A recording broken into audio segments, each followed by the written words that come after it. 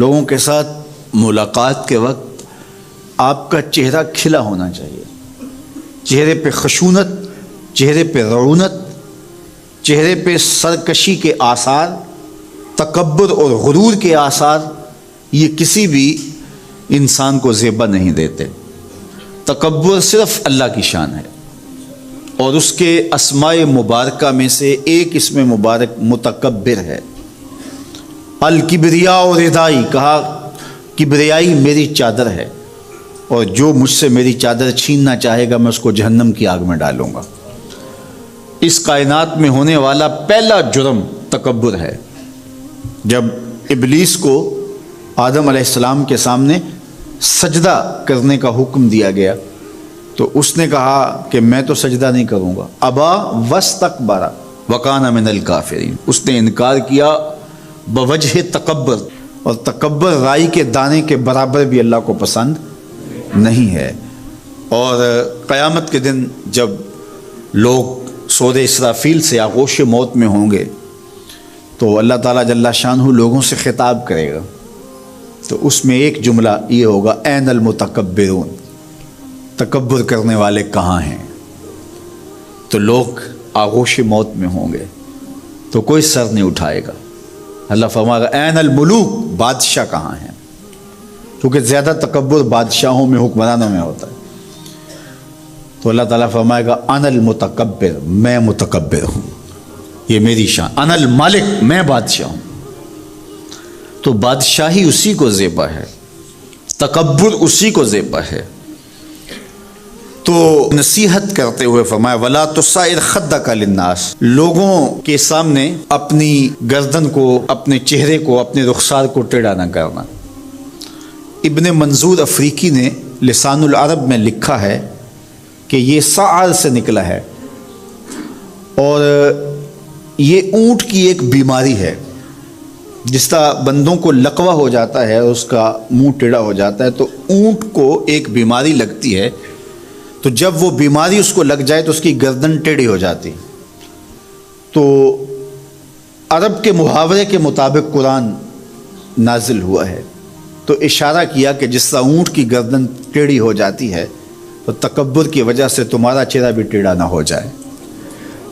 یہ تمہارا چہرہ اچھا نہیں لگتا، اس پہ خشونت، اس کے اوپر غصہ، اس چہرے کے اوپر جو ہے وہ وحشت اچھی نہیں لگتی، اس چہرے کے اوپر تبسم اور مسکراہٹ اچھا لگتا ہے۔ یہ چہرہ ہنستا ہوا گلاب جیسا ہی اچھا لگتا ہے۔ تو اپنے رخسار کو ٹیڑھا نہ کرو، اپنے لہجوں کو خوبصورت بناؤ، آنے والے سے خندہ پیشانی سے ملو، اور لوگوں کے ساتھ تمہارے رویوں کی خوبصورتی تمہارے چہروں سے دکھائی دے۔ علامہ آلوسی کہتے ہیں کہ بعض کا بندہ کسی کے سامنے بچ ہی جاتا ہے، عجز، عاجزی، انکساری، یہ انسانی وصف ہونے چاہیے، لیکن کسی کے لیے اس طرح انسان بس جھکتا ہی جائے کہ اس کی عزت نفس بھی باقی نہ رہے اور وہ احساس کمتری میں مبتلا ہو جائے، تو یہ بھی انسان کے لائق نہیں ہے۔ تو رخسار کو ٹیڑھا کرنے کا جو ہے وہ مفہوم یہ ہے کہ آپ عجز اختیار کریں، لیکن اس عجز کا یہ مفہوم نہ ہو کہ آپ کی عزت نفس مجروح ہو جائے۔ حکام کے سامنے، شہنشاہوں کے سامنے، بادشاہوں کے سامنے کچھ لوگوں کے رویے اس قدر ہوتے ہیں کہ ان کی غلامانہ ذہنیت ان کے عمل سے، ان کے رویوں سے اور ان کے انداز ملاقات سے ٹپکتی ہے۔ تو جب آپ کسی سے عجز کے ساتھ، محبت کے ساتھ پیش آتے ہیں تو وہ اپنی جگہ، لیکن اس کے اندر تجاوز ایسا نہ ہو کہ آپ کا رخسار ٹیڑھا ہو جائے۔ مطلب کیا ہے کہ آپ حد سے نیچے گر جائیں اور اپنی خودی کو بھی بیچ ڈالیں، تو اس سے بھی منع کیا گیا ہے۔ تو ان دونوں کے درمیان بیلنس رکھیں، تکبر میں بھی مبتلا نہ ہونے پائیں اور احساس کمتری میں، اور ایسا عجز جو آپ کی خودداری کو بہا کے لے جائے اس میں بھی مبتلا نہ ہونے پائیں۔ وقار کے ساتھ، ادب کے ساتھ، محبت کے ساتھ لوگوں کے ساتھ پیش آئیں۔ کچھ لوگوں کی عادت ہوتی ہے کہ وہ بہت زیادہ چیخ کے بولتے ہیں اور بلند آوازی سے گفتگو کرتے ہیں۔ یہ عادت بچپن سے انسان کے اندر پیدا ہو جاتی ہے، پھر آہستہ آہستہ یہ زندگی کا حصہ بن جاتی ہے۔ پھر وہ اپنے آپ کو روکنا بھی چاہے تو روک نہیں سکتا. اس لیے بچوں کو اس سے منع کر دینا چاہیے کہ وہ چیخ کر نہ بولیں، چلا کر نہ بولیں، درمیانی آواز سے گفتگو کریں. تو کہا اپنی آواز کو پست رکھو. اور یہ ممبر و محراب کے مالکوں کو بھی خاص طور پہ اس بات کا بہت خیال رکھنا چاہیے کہ ان کی آواز لوگوں کے کانوں پر بوجھ نہ بنے. آج کل تو یہ ساؤنڈ سسٹم لگے ہوئے ہیں، اور پھر ماشاءاللہ کچھ لوگ تو یہ ایکو کا بھی ضرورت سے زیادہ استعمال کرتے ہیں. سنجیدگی کے ساتھ، متانت کے ساتھ بات کرنا، سنجیدگی اور متانت کے ساتھ بات کو سننا، یہ شریعت کے آداب ہیں.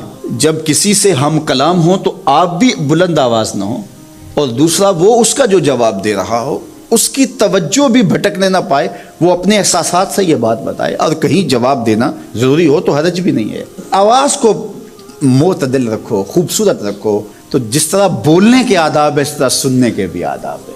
ویسے ماہرین کہتے ہیں کہ تیز آوازیں بندہ پونے گھنٹے سے زیادہ نہیں سن سکتا، یعنی اس کا سٹیمنا جو ہے وہ اتنا ہی ہے کہ وہ اتنا سن لے.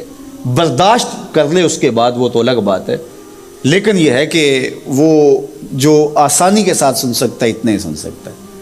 تو اس لیے یہ جو لیکچر بھی ہوتے ہیں جو دنیا کی بڑی یونیورسٹی ہیں وہاں بھی انہوں نے لاکھوں روپے دے کر کے دنیا کے ماہرین بلائے ہوتے ہیں مختلف مضامین پر، لیکن پیریڈ کا دورانیہ یہ نہیں ہوتا کہ وہ 3 گھنٹے کا لیکچر دے رہے ہوں. انسان کی جو ہے وہ ایک کیپیسٹی ہے، اس سے آگے نہیں وہ بڑھ سکتا. اور مجھے بتائیے انسان کو بنانے والے سے بہتر کون بتائے گا؟ قرآن بتاتا ہے. کیا بتاتا ہے؟ وَغْضُضْ مِنْ صَوْتِكَ، اپنی آواز کو پست رکھو. باقی اس کے الگ احکام ہیں کہ اذان دے رہے ہیں، آپ کسی کو پکار کر رہے ہیں، جنگ میں رجز ہے یا کوئی اور بات ہے. ابھی لائٹ چلی جاتی ہے اور دور تک لوگ بیٹھے ہیں تو مجھے لامحالہ طور پہ اونچا بولنا پڑے گا. میری آواز اونچی ہے تو میں کوشش کروں گا آخری شخص تک آواز پہنچے، وہ ایک الگ بات ہے. لیکن اب یہ آواز ایسے ہی سب تک پہنچ رہی ہے. تو ان آداب کو جب ہم سمجھتے نہیں ہیں تو اپنی بات کو اچھی، کچھ لوگ سمجھتے ہیں کہ زور سے بولیں گے تو لوگوں کے اندر بات اترے گی. ایسا نہیں ہے. بات زور سے بولنے سے نہیں اترتی، بات دلیل سے اترتی ہے. رومی علیہ رحمہ فرماتے ہیں کہ بادلوں کے گرجنے سے نہیں، پھول کھلتے ہیں بارش کے برسنے سے. تو بارش برسے گی تو پھر پھول کھلیں گے، بلکہ وہ جتنی آہستہ آہستہ برسے گی اتنی ہی جذب ہوتی چلی جائے گی. سہج پکے سو میٹھا ہو. اس لیے اپنے لہجوں کو خوبصورت بھی بنائیے، اپنے لفظوں کا انتخاب بھی اچھا کیے، اور اپنی آواز کو پست بھی رکھیے. لوگوں کے کانوں پر آپ کی آواز بوجھ نہ ہو. میرے اور آپ کے آقا و مولا جب چلتے تھے تو ایسے لگتا تھا جس طرح اونچائی سے نیچے اتر رہے. یہ خوبصورت چال ہے، سب سے خوبصورت چال، کہ حضور علیہ الصلوۃ والسلام جب چلتے تھے تو جیسے اونچائی سے نیچے کی طرف آ رہے ہیں، اترائی سے. ولا تمش فی الارض مرحا، اور زمین پر اکڑ کر نہ چلنا. زمین پر اکڑ کر چلنے سے منع کیا گیا ہے. اپنی چال کو خوبصورت کرو، نہ اتنی تیز کہ بھونڈی لگے اور نہ اتنی سست کہ آپ کے وقار کو مجروح کر دے اور آپ کی طبیعت کی سستی اس سے ظاہر ہو رہی ہے. دور موجود کے اندر آپ گاڑی چلاتے ہیں یا کسی سواری پہ سفر کرتے ہیں تو اس میں اس کی چال بھی سمجھنی چاہیے کہ سواری کو نہ تو اتنا تیز چلائیں کہ وہ عجیب لگے اور آپ کی طرف لوگوں کی نظریں اٹھے کہ یہ کیا مست ہے، پاگل ہے، کیسے جا رہا ہے، اور نہ اتنی آہستگی سے کہ آپ منزل پر پہنچنے میں بہت تاخیر کر دیں. تو جو درمیانی چال ہے عمومی طور پہ ہر ملک کے حالات کے مطابق، وہاں کی سڑکوں کے حالات اور سڑکوں پر ٹریفک کے حالات کے مطابق انہوں نے حد رفتار لکھی ہوئی ہوتی ہے، اور وہی حد رفتار میانہ رفتار ہے جس کو ماہرین بیٹھ کے طے کرتے ہیں کہ 120 سے اوپر نہیں جانا. تو اس کا مطلب یہ ہے کہ اس سے اوپر جو ہے وہ کسی نقصان اور خطرے کا سبب بن سکتی ہے، تو اس سے اوپر نہ جائیں. اسی طرح بہت نیچے بھی نہیں آنا کہ پیچھے آنے والی ٹریفک بھی متاثر ہو سکتی ہے. تو اپنی رفتار کو میانہ روی کے ساتھ جو ہے وہ جاری رکھے. بالخصوص جوانی کا زمانہ ہو اور بانکپن کی عمر ہو اور پھر 1 to 5 انسان کے پاس ہو اور جوانی کی جولانیاں بھی پورے عروج پر ہوں تو پھر اس جوان کو کون روکے؟ لیکن حضرت لقمان کہتے ہیں رک جا، اپنی چال کو درمیانہ رکھنا، اپنی چال کو جو ہے وہ حد اعتدال سے آگے نہیں بڑھنے دینا۔ ان اللہ لا یحب کل مختال فخور، بے شک اللہ تعالیٰ ہر اترا کر چلنے والے متکبر کو پسند نہیں کرتا، اللہ تعالیٰ عاجز کو پسند کرتا ہے۔ اللہ اکبر۔ تو ہر معاملے میں عجز اختیار کرنا چاہیے۔ حضور علیہ الصلوۃ والسلام جب کھانا کھاتے تھے تو حضور نے کبھی بھی تکیہ لگا کر کھانا نہیں کھایا تھا، ٹیک لگا کھانا کھایا۔ تو یہ ایسے پکڑنا اور ایسے اپنی طرف تکبر سے لہراتے ہوئے لانا، یہ عمومی طور پہ شادی بیاہ کی تقریبات کے اوپر کئی لوگوں کا انداز بڑا ہی ایسا عجیب نظر آتا ہے، دیکھتے ہیں آپ بھی دیکھتے ہیں۔ تو حضور علیہ السلام جب بھی کھاتے تھے کھانے کی طرف تھوڑا سا جھک جاتے تھے، تو اس طرح تھوڑا سا جھک کر کھائیں۔ اس میں بھی اعتدال ہے کہ ایسا بھی نہ جھکیں کہ عجیب لگے۔ دیکھو اللہ نے حضرت انسان کو یہ عزت دی ہے، جتنے بھی کھانے والے ہیں، جانور ہیں، جتنے بھی بہائم ہیں، چوپائے ہیں، وہ اپنے منہ کو لے کے جاتے ہیں چارے کی طرف۔ کھانے کے لیے ان کو سر جھکانا پڑتا ہے، گھاس چرنے کے لیے، چارہ کھانے کے لیے، پانی پینے کے لیے اپنے سر کو، منہ کو جھکانا پڑتا ہے۔ لیکن حضرت انسان کے لیے اللہ ایسا نہیں رکھا، ہاتھ سے اٹھا کے کھانا منہ تک لانا پڑتا ہے تاکہ اس کا سر نہ جھکے۔ لیکن یہ متکبر بھی ہو جائے اللہ کو یہ بھی پسند نہیں ہے۔ ارشاد فرمایا اور اپنی چال میں میانہ روی اختیار کر، زمین پر اکڑ کر نہ چل، تکبر اللہ کو پسند نہیں ہے۔ اکڑ کر چلنے سے بھی منع کیا گیا اور زیادہ تیز اور زیادہ سست چلنے سے بھی منع کیا گیا، بلکہ کیا فرمایا وقصد فی مشیک، اپنے چلنے میں اعتدال پیدا کر۔ تمام انبیاء کی طرف سے جو ماضی میں گزرے ہیں ایک ضرب المثل کے طور پہ بات موجود ہے، اور یہ بات میرے اور آپ کے آقا مولا نے ہمیں پہنچائی، اور وہ یہ کہ اذا لم تستحی فاصنع ما شئت، جب تیرے میں حیا باقی نہ رہے تو جو چاہے کر۔ چونکہ حیا مانے ہوگا نا یہ بڑا ہے، حیا مانے ہوگا کہ یہ ماں ہے اور یہ بات میں نے نہیں کہنی، حیا روکے گا کہ یہ باپ ہے اس کے سامنے یہ کام نہیں کرنا، حیا روکے گا کہ یہ میرے رسول صلی اللہ علیہ وسلم کی طرف سے ممانعت ہے اور میں حضور علیہ السلام کا سامنا کل قیامت کے دن کرنا ہے، حیا روکے گا کہ یہ میرے رب کا فرمان ہے اور کیا میرا اللہ مجھے دیکھ نہیں رہا۔ حیا ہے تو گناہوں سے خود بخود روکو گے، کوئی کیمرہ نہیں تو پھر بھی رک جاؤ گے، کوئی سیکورٹی نہیں تو پھر بھی رک جاؤ گے، کوئی واچ نہیں کر رہا پھر بھی رکو گے، بند کمرے میں بھی رکو گے اپنے رب سے حیا کرتے ہوئے۔ لیکن اگر رب سے حیا نہیں ہوگا، اس کے رسول سے حیا نہیں ہوگا، تو پھر جو مرضی کرو، پھر تمہیں نہ کوئی کیمرہ روک سکتا ہے، نہ باپ روک سکتا ہے، نہ ماں روک سکتی ہے، نہ بڑا بھائی روک سکتا ہے، کوئی نہیں روک سکتا تمہیں جب تمہارے اندر حیا نہیں ہے۔ حیا ہوگا تو پھر گناہوں سے خود بخود بچتے چلے جاؤ گے، برے اعمال سے بچتے چلے جاؤ گے، بد اخلاقی سے بچو گے، زبان سے جملہ نکالنے سے قبل سوچو گے کہ یہ جملہ مناسب نہیں ہے تو میں اس کو کبھی بھی نہیں بول سکتا، اس لیے کہ حیا مانے ہو جائے گا اور طبیعتوں کے اندر ایک نور پیدا ہوتا چلا جائے گا۔ اور یہ پردہ جب اٹھ گیا اور یہ ڈر جب ختم ہو گیا تو پھر راستے صاف ہو جاتے ہیں، جو مرضی کرتا رہو، پھر کوئی پرواہ نہیں ہوتی ہے۔ مدینہ المنورہ میں صحابہ تشریف فرما تھے کہ ایک خاتون گزری، سیاہ رنگت، حبشی نژاد، تو ایک صحابی فرمانے لگے اگر جنتی خاتون دیکھنی ہے تو یہ خاتون جا رہی ہے۔ تو پوچھا کہ یہ کیسے؟ کہا ایک دن یہ خاتون حضور کے پاس آئی اور اس نے کہا حضور مجھے مرگی کے دورے پڑتے ہیں تو میرے لیے دعا کر دیجئے کہ اس مرض سے مجھے نجات ملے۔ تو آقا کریم علیہ السلام نے فرمایا اگر تم کہو تو میں دعا کر دیتا ہوں اور یہ دورے تمہیں نہیں پڑیں گے، اور اگر تم ان پہ صبر کر لو تو میں تمہیں جنت کا وعدہ دیتا ہوں۔